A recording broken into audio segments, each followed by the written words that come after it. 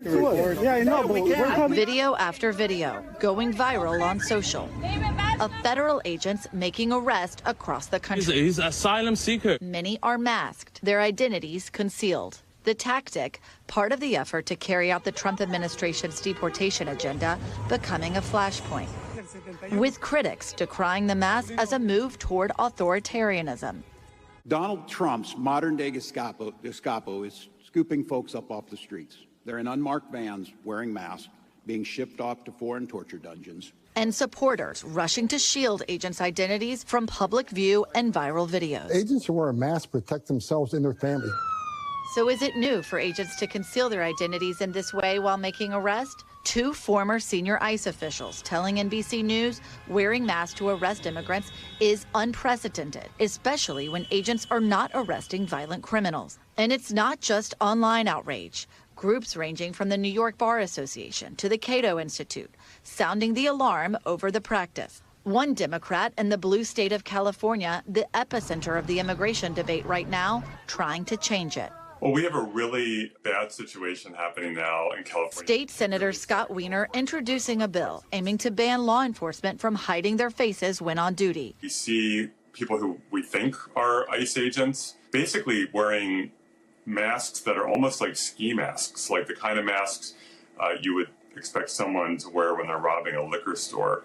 We don't know if they're actually federal agents or local police or just vigilantes, and it's creating just an atmosphere of terror in the community. The Department of Homeland Security firing back, telling NBC News the masks protect agents from being targeted by gangs, adding that assaults on ICE agents are up nearly 700%. But they did not provide raw numbers. They also said in a press release that repeated vilification and demonization of ICE from Democrats is contributing to the surge. The California bill potentially opening the door to a longer legal battle over whether states can mandate the actions of federal law enforcement. The critical question is, are these masks part of some operational necessity?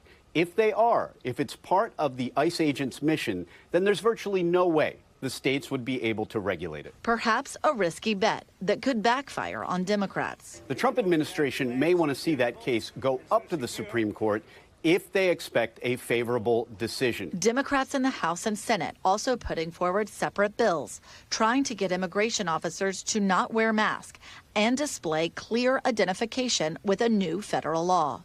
Another reason ICE says its agents are masking is because they're being doxxed when private information is made public because of the work they do. People are out there taking photos of the names, their faces, and posting them online with death threats to their family and themselves. So I'm sorry if people are offended by them wearing masks, but I'm not going to let my officers and agents go out there and put their lives on the line and their family on the line because people don't like what immigration enforcement is. And in Washington, here's Republican Senator Marsha Blackburn. I also introduced legislation that would make it illegal to dox federal immigration officials who are working to protect our communities. Blackburn's new bill, if passed, would punish such doxers with a fine or up to 5 years in jail.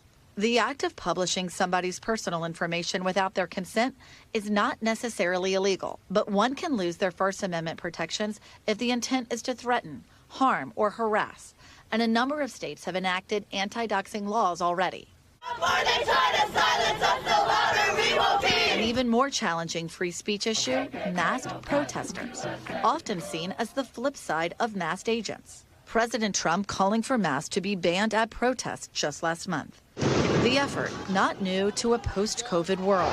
In fact, the International Center for Not-for-Profit Law says at least 18 states already have laws that restrict masks. Many on the books for decades, originally passed as a response to the Ku Klux Klan, which terrorized its victims anonymously.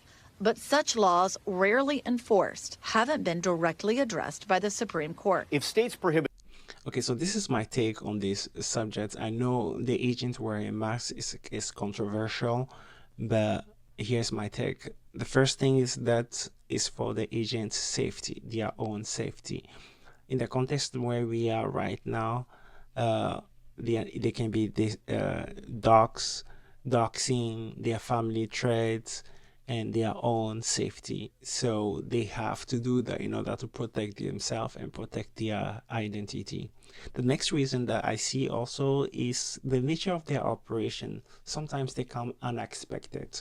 So for the nature of their operations, they have to come in a way that's not known by the person they are trying to apprehend. Here's the reason. If people know their face, when they see them, they will know exactly who they are and why they are there, and it's gonna compromise their operations. But then if their faces are covered, then they can operate they can operate very well in other ways too as well. I know another things that people are concerned about is about they want to have accountability for their actions. So when they are there, but badge numbers are also in this place, videos. So there's always proper oversight over what's happening and everything for somebody to present an argument on that. So that's my take on what's happening and what should be done and stuff.